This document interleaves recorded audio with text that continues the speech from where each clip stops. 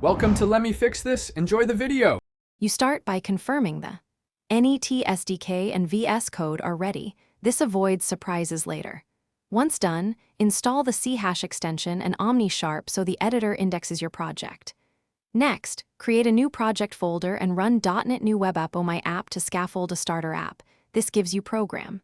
CS, startup-like setup, and WW root assets. Make sure to open the folder in VS Code so extensions activate and the workspace trusts the files.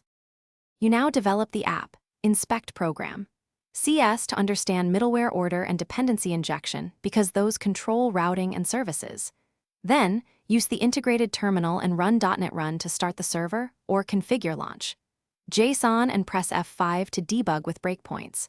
While coding, add controllers or razor pages and register services in the die container.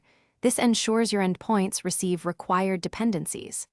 As you change code, watch the console for compilation feedback. You finish by publishing the app with .NET Publish C Release O/publish and choose Kestrel or IIS hosting depending on needs.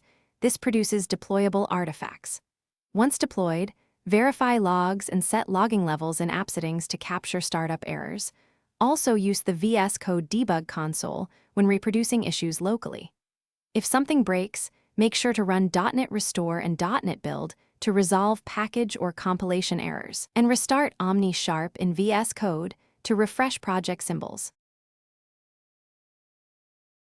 Thanks for watching. If you found this helpful, don't forget to like and subscribe.